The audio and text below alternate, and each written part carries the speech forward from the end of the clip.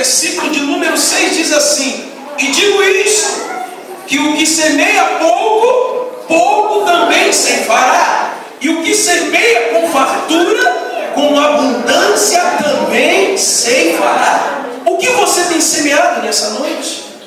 Qual é a semente que você tem semeado? Podem sentar. Abra sua Bíblia em 2 Coríntios, capítulo 9, versículo 6. Qual é a semente que você tem semeado? Qual é a semente? Você está nas festas do semear. O que você tem semeado? De que maneira você tem semeado? 2 Coríntios, capítulo 9, versículo 6 diz isso. E isto digo: o que semeia pouco, pouco também ceifará.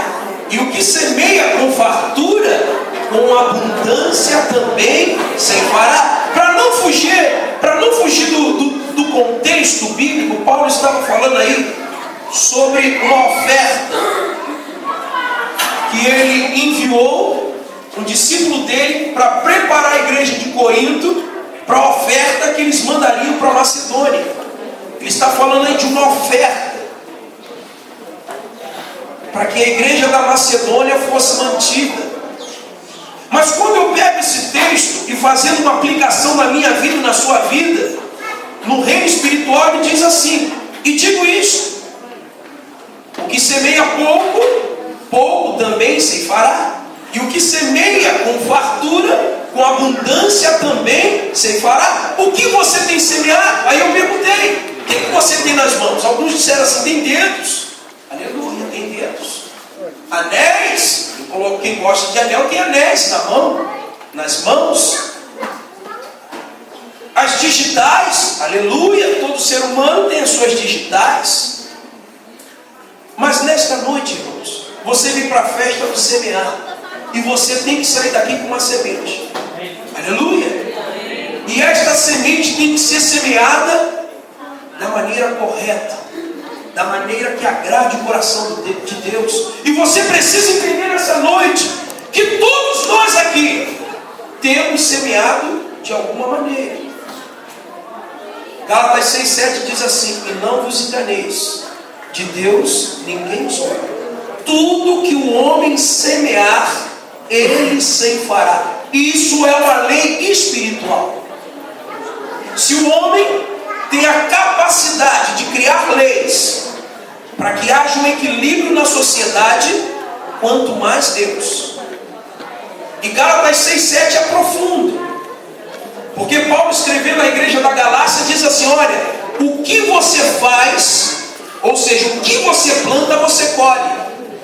Osés, no capítulo 8, versículo 7, ele diz assim: os que semeiam ventos colhem tormentas, tempestades, vai depender da tradução. Os que semeiam fofoca colhem intriga, confusão, morte. Os que semeiam incredulidade colhem o quê? Você semeia incredulidade, colhe o quê? Medo, insegurança, desconfiança, dúvida. O que você tem semeado? Porque o texto que nós acabamos de ler, de 2 Coríntios capítulo 9, versículo 6 diz: e isto digo, o que semeia pouco, pouco também ceifará, e o que semeia com fartura, com abundância também ceifará. O que você tem semeado? O que você tem semeado na vida do seu filho? O que você tem semeado no seu casamento? O que você tem semeado na sua vida profissional? As pessoas não querem estudar, não querem se preparar. No futuro vão colher o quê? Vão ser o quê? Irmãos, preste atenção nisso. Eu não vou me alongar na mensagem.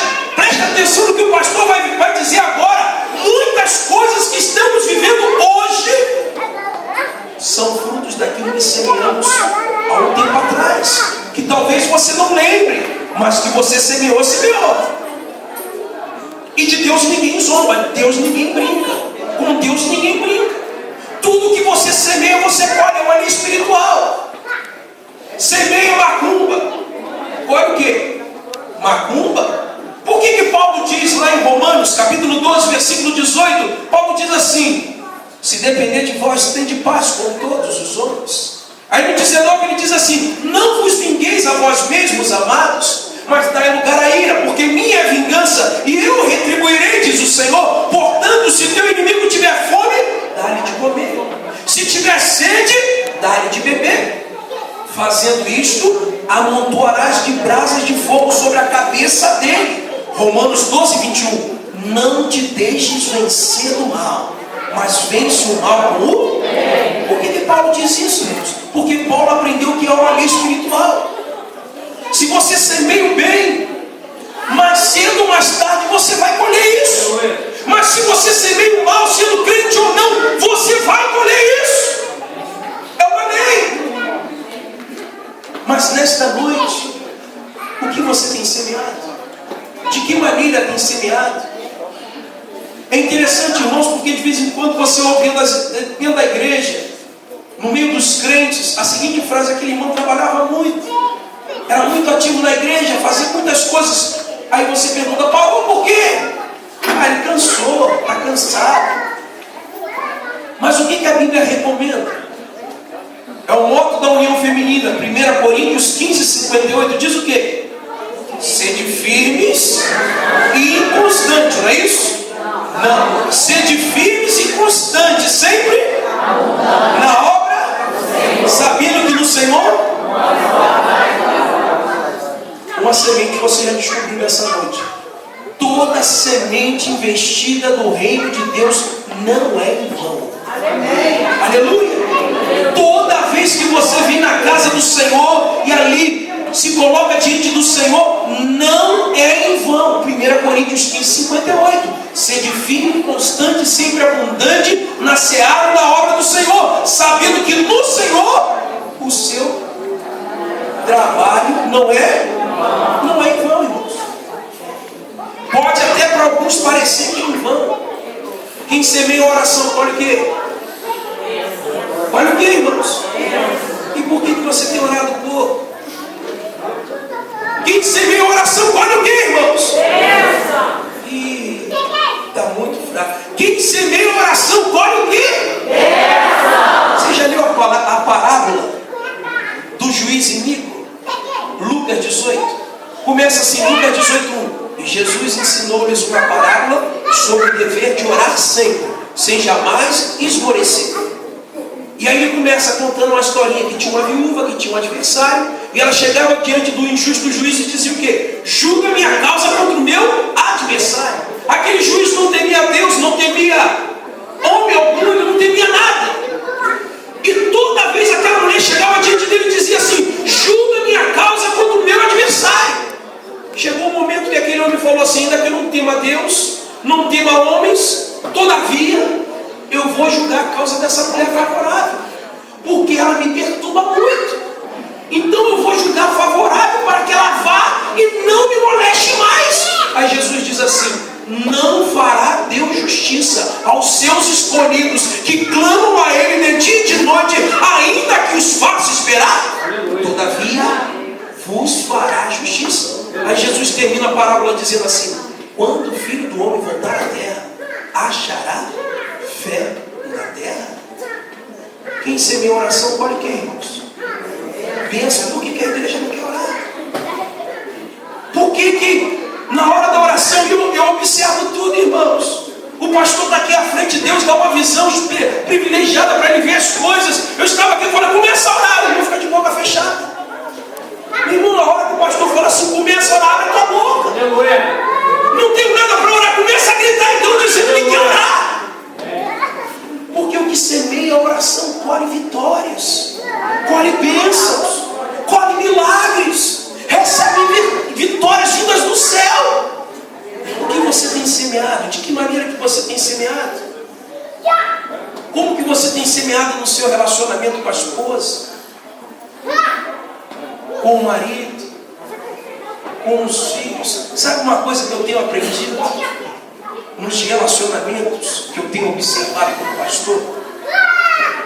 Que até um homem bom pode se tornar um homem mau, dependendo da mulher que ele casa, ou do marido que ela cansa. Eu já vi, tenho observado um homem que era manso, casou com uma mulher ignorante, grossa, que toda hora agredia ele com palavras, com atitudes, com ações. O que aconteceu com aquele homem? Ele ficou igualzinho a ela. Ele começou a fazer grosserias na frente das pessoas. Ele começou a agredi-la com atitudes na frente das pessoas. Ele se deixou o quê? Contaminar.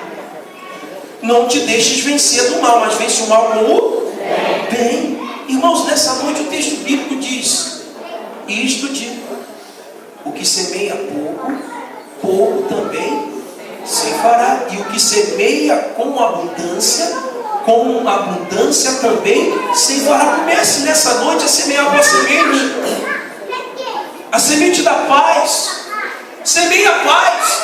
Tem gente que chega, não, meu irmão, chega devagar. Saiba se relacionar com as pessoas. Peça a Deus: Senhor, me ensina a me relacionar com as pessoas, a ser um instrumento da paz. Porque uma das armas, uma das partes da armadura de Deus é o quê? É calçar os pés com a bota do Evangelho da paz. O Evangelho é da paz, irmãos, não é da guerra. Então você tem que semear o quê? A paz. Ah, não, pastor, pisou no meu pé, roda a Baiana Santa. Não. Vai lá em Gálatas 5:22, o fruto do Espírito é o quê? O amor, é a alegria, é a paz, é a longanimidade, é a benignidade, é a bondade, é a fidelidade, é a mansidão, é o domínio próprio. Contra estas coisas não há lei. E os que estão em Cristo Jesus crucificaram a sua carne. Nessa noite, o que você tem semeado? Ah, o que é burro mesmo? Tem jeito. Já viu alguma mulher falando assim com o marido? Já viu? Os filhos? Não, você está vendo um filho que tem dificuldade? Você chega ali, a cabeça do garoto, faz um carinho, e aí usa a Bíblia. Meu filho, a palavra de Deus diz, lá em 1 Coríntios 2,16: quem conheceu a mente de Jesus para que o possa instruir? Nós, porém, temos a mente de Jesus Cristo. Meu filho, você tem a mente de Jesus. E aí começa a semear no teu filho. Irmãos, você não pode se deixar vencer por aquilo que os teus olhos apresentam para você.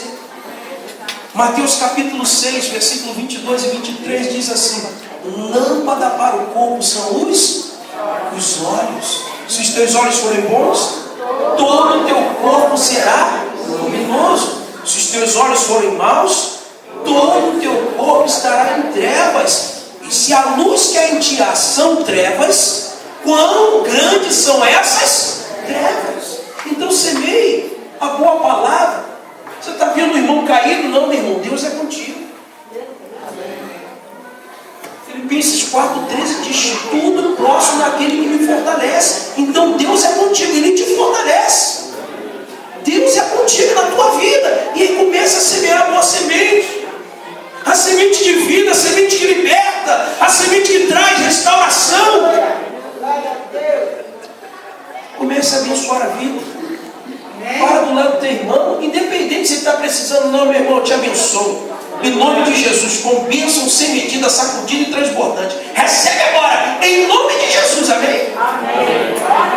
Aleluia, irmãos. Comece a semear a boa semente. É mais fácil semear a boa ou a má semente? Nada, boa nada.